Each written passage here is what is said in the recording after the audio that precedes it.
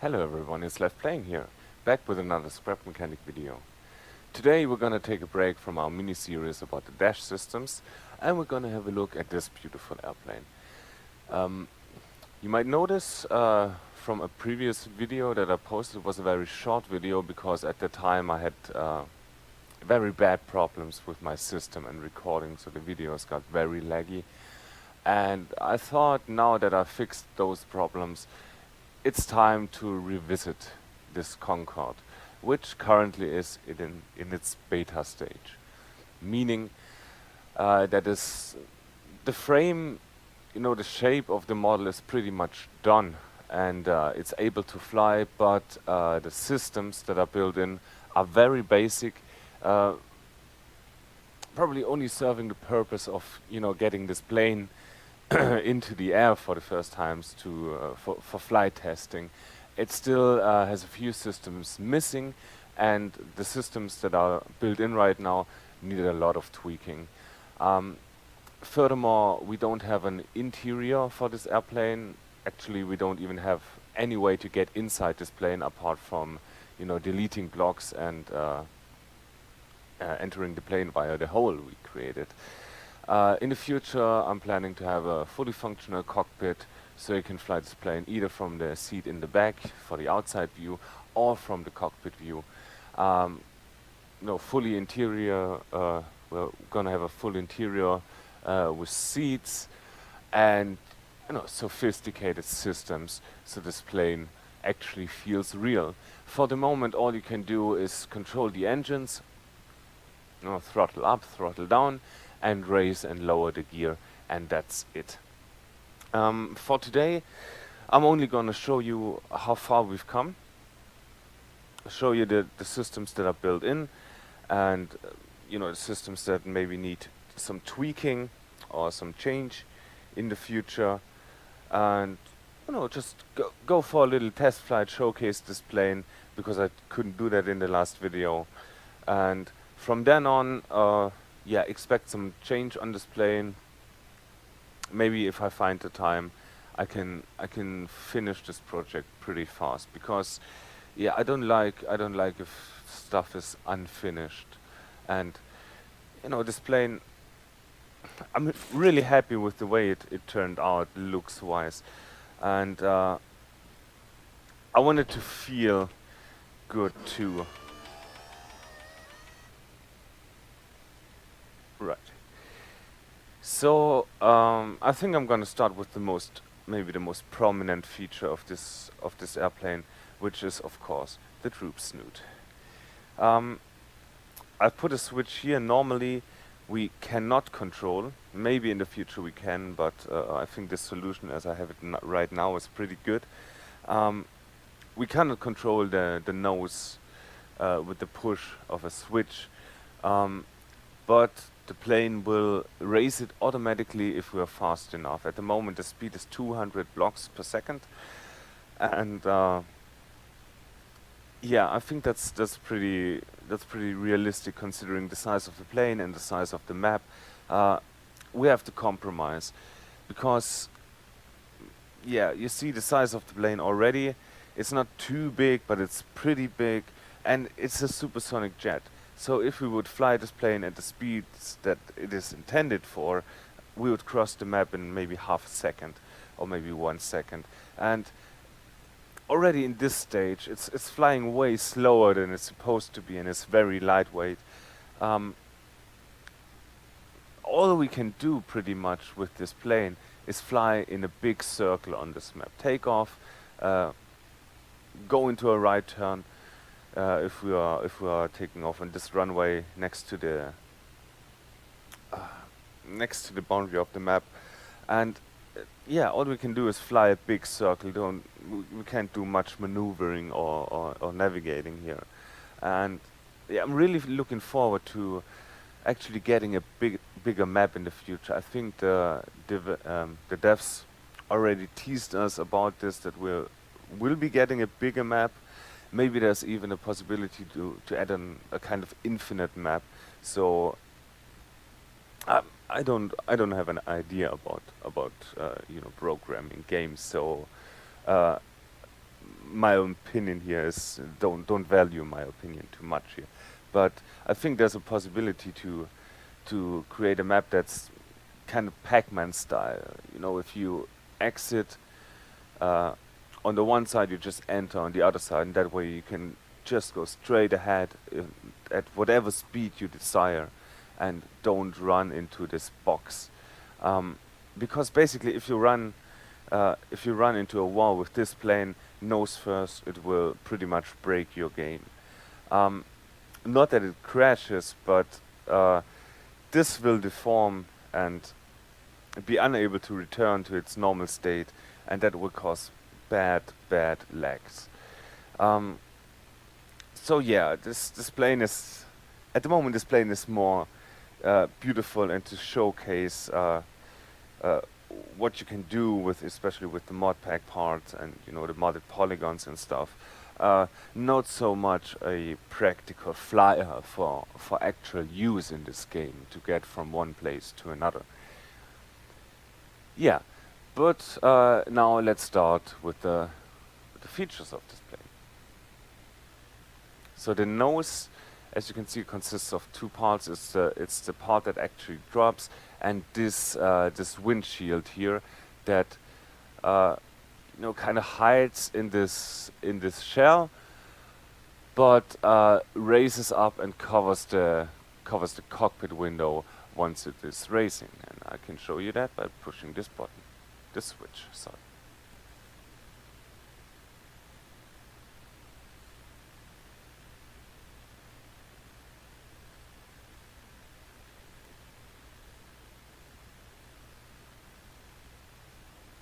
And this is pretty, I would say, pretty close to the movement of the nose and the blast shield in real life.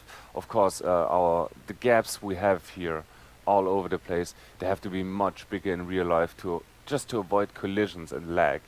But I think from a distance it looks very nice, and even close up, yeah, okay, you can see there's this big hole here, and windshield doesn't really fit in it. But yeah, that's just the compromise we have to take uh, in order to even have this moving part here. Otherwise, we just would lag out the instant we try to move this, or maybe after a minute of movement, this would just jam up and yeah, lag out the game and ruin the whole experience. So we don't want that. The second thing I want to show you is the gear system. It is movement-wise, it's pretty much done. Right now, I'm using, as you can see, I'm using a controller for the gear. I'm thinking in the future I'm gonna switch to smart engines for the reason that they can be, the power can be set, and they can be very strong. So if you land this plane, kind of sideways, these bearings here, they will not hold, and the wheel will collapse. Which kind of is what happens in real life if you put the plane down hard enough.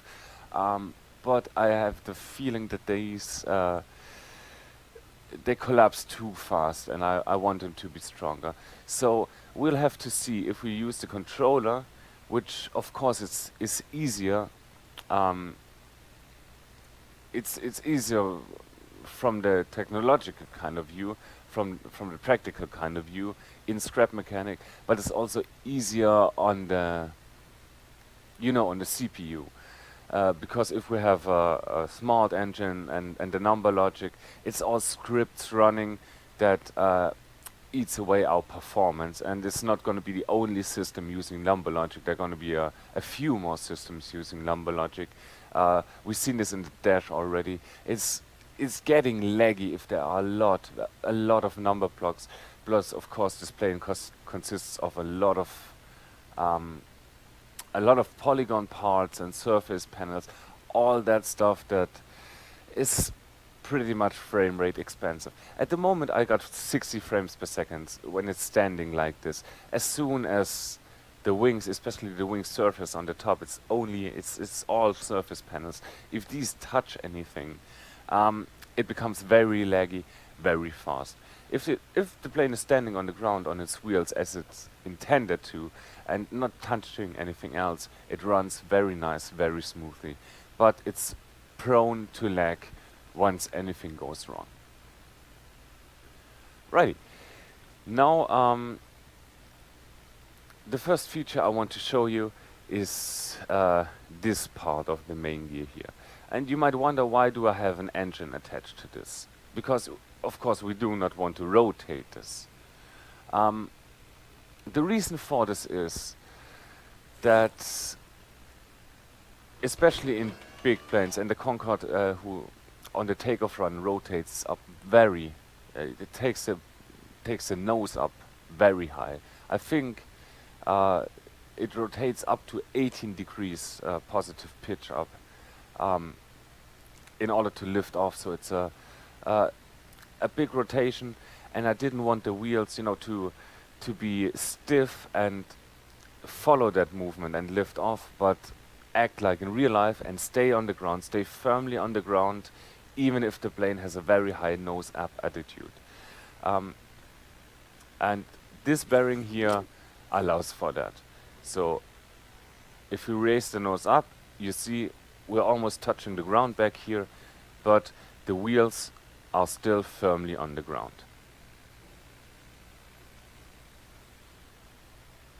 And yeah, let's get the bottom up.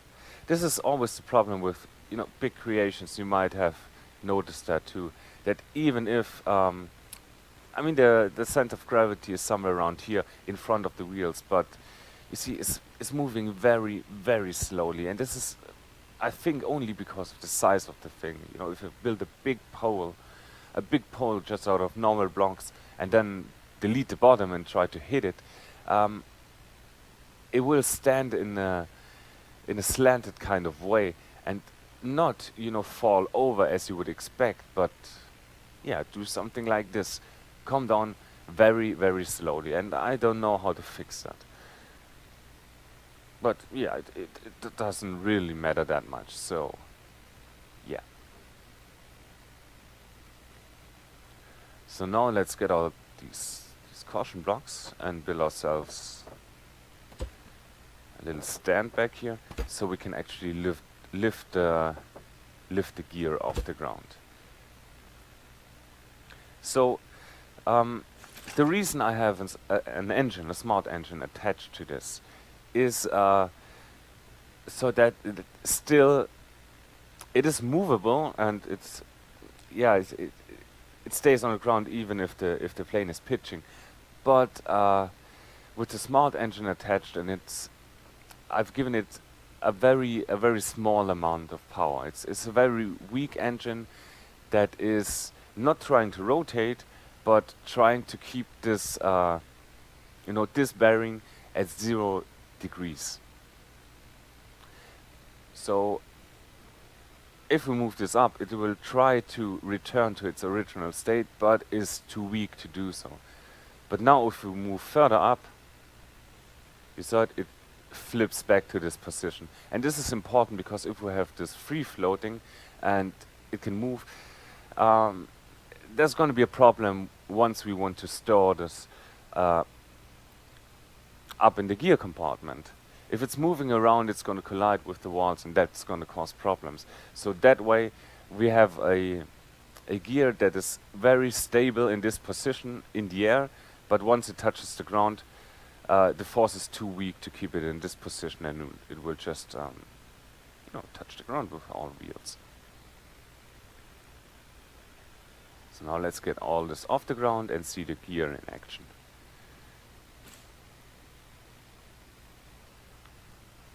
Cool.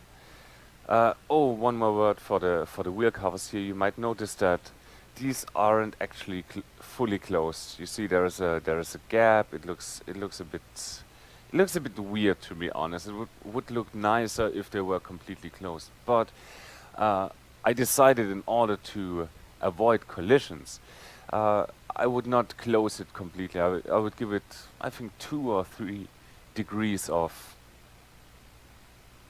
freedom, so to create this gap and avoid collision. This is working well, and especially if you're not close to it, um, you can't see it. You can see that it isn't completely closed. So that's a very nice way to still have a complex system, a complex gear system with all the gear covers in place, but still don't cause too much lag because of collisions. Cool. So if we get the gear up now, the gear cover's open and the gear is raising up. Once the gear is up, the gear covers are closing again. Nice. And the same goes, of course, for the front wheels. The covers will open, the gear will come down, and the front covers, to reduce the drag, will close again. And these front covers also do not close completely, especially because most airplanes have an uneven width of blocks. You have one central line of blocks.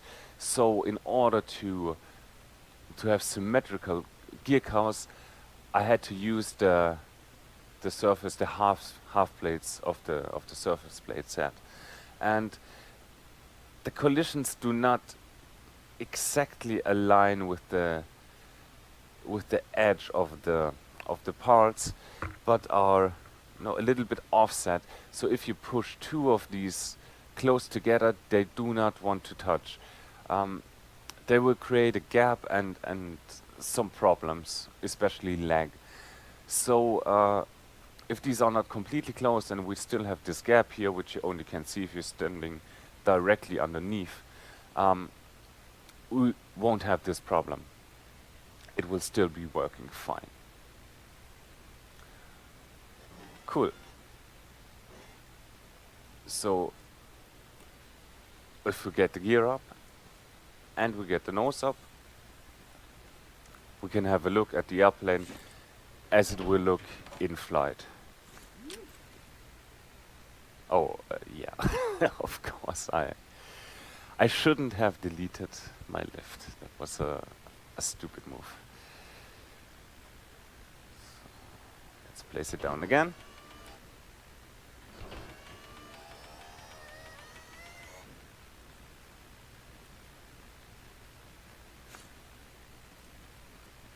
So this is how the airplane will look in flight. And I think that looks very, very nice. Very sleek, very fast. Yeah, I just love the Concorde. Such a beautiful airplane. And that's pretty much it, considering the features that are inside the plane for now. I have one more thing to show you, and then we can get this plane in the air. And by show, I mean tell. I can't really show you the last system I want to talk about because it only works in the air, but I can tell you how it works, and then we will see it in action once we are in the air. The last system is the automated rudder. So as you can see, we have this rudder consisting of wing parts, and it's movable. It's connected to a small engine, which is this one. And this rudder is not controlled by the pilot. We cannot do anything to change the state of this rudder. It's automated, and the way it works is it takes inputs from a velocity sensor that is pointing sideways. A velocity sensor is basically a speed sensor that measures the speed, but along a certain axis, along a certain direction. The speed sensor will measure the change in position, basically, not taking into account the orientation of the exometer itself or of the craft, and the velocity indicator will do this. So if I have a velocity indicators pointing forward, it will only measure the speed in this axis. So if you're falling straight down, it will measure 0. And yeah, we're taking the velocity indicator and measuring the lateral speed. This is because we want this plane to fly straight, and when we are turning, when we are banking the plane, it wants to slip. It wants to basically slip down this hill we created. It wants to slip down towards the center of the turn, and not bring its nose around. That's why in airplanes we have the rudder, so we can force the nose into the turn. So if we are measuring the lateral speed of the plane, we can see how much it slips. And if we are banking right, for example, wanting to do a right turn, it will pretty much automatically begin to slip to this side. So the direction of flight will no longer be in the directional axis of the plane, but turn towards the center of the turn. So we will fly maybe in this direction instead of flying straight ahead. So this sensor, if the sensor now detects a speed towards the center of the turn in the lateral direction, it will trigger a counter that will, depending on the speed in which we are drifting to one direction, will change the angle of the rudder to the point it will change so it will have a deflection to the right if we are staying with the right turn. It would have a deflection to the right up until this point, until we are flying straight ahead again. And straight ahead not meaning that we don't change our direction. Of course we are in a turn, but we are the airspeed is along the longitudinal axis of the plane. If the rudder is having too much of an effect and we're turning too much into the turn and basically slipping sideways to the left now, the sensor will detect that and reduce the counter value and reduce the deflection of the rudder. Yeah, I hope you understand what I'm talking about now. We will see it in action once we are in the air. Right. And yeah, that's it for now. I have a few small things built in, like ground sensor that later will act as a precautionary measure. So this will be linked to the gear switch, so even if you press it on the ground, the gear will not raise. Stuff like that. And for the moment, this is also functioning as a reset for the rudder. Once we touch the ground from the air, this rudder will reset to its center position. So we don't involuntarily turn on the ground. Also, we don't want this system to work on the ground, because when we are turning on the ground, of course, the sensor will measure a speed in the lateral direction, but we do not want the rudder to counteract that on the ground. Cool. So let's get this plane into the air. So for now, as I said, it has very basic controls. We only have 2 buttons to power up and power down the engines, and a switch for the gear. Also, we can of course control the pitch of the plane, and we can control the roll of the plane. And here's the next thing. Of course, on the ground, we don't need this deflection of the rudder. It looks weird. It's not like it is in real life. And so we have to change that.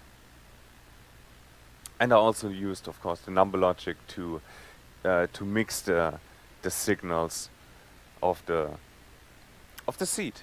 The AD and the WS values get mixed together. So the rudders, the rudders on the wings can function both as the elevator and ailerons. Are they called elevators? Elevons? There's a name for it, I'm pretty sure. Right, so now let's taxi to the runway and get this plane into the air. Also at the moment turning on the ground is achieved with differential thrust in the engines. The nose wheel is not turning. This will change in the future because it just looks funny if it's just sliding across the ground like this. But apart from that, it's driving really nicely.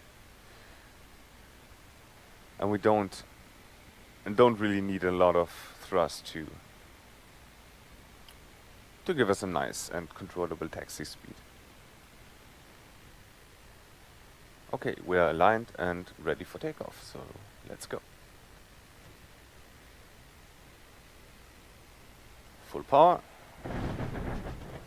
and get her off the ground.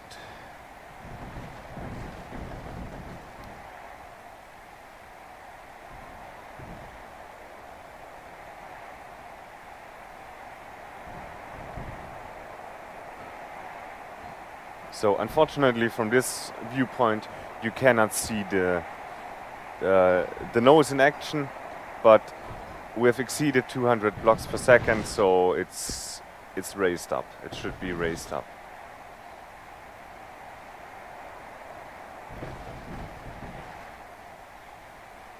Also let's have a look at the rudder working. So this is fully automated, as I said. I'm not doing anything, I'm only controlling the roll and the pitch.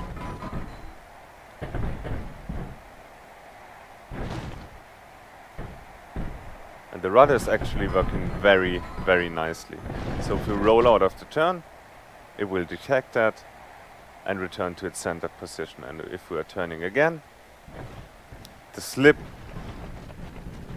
will cause the rudder to deflect.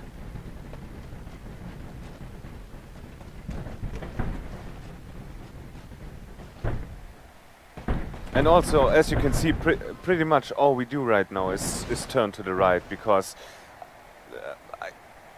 I cannot change the direction really, because if I try to turn right towards the center of the map and then do a left turn, there's a good chance that that I will just run into a wall. You see, we just turned around, we just circled around the map twice within, I don't know, 2 minutes maybe. So for this size of the map, this plane is way too fast.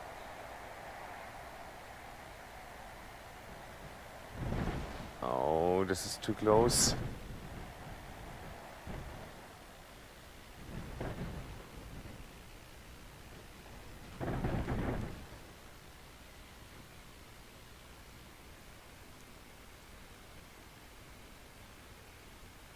That was a successful crash. Very nice. So yeah, I don't think there's much more to show you. As I said, I'm gonna return to this plane and yeah, build systems for it and try to release a fully functional version pretty soon. Let's say within a month or two, if I find the time. This plane should be ready for release. Is on the workshop now, the beta version. Exactly this version we flew today is on the workshop now. You can play around with it. Yeah, but just don't crash it into the wall. It's gonna be a bad time for you. Right. But I think we're already way over time for today, so I'm gonna finish up the video here. Thank you all for watching. Any comments, suggestions, as always, hit me up in the comments, in the Discord, or on Steam. Rate and comment if you feel like it. And yeah, see you next time. Thanks for watching. Bye.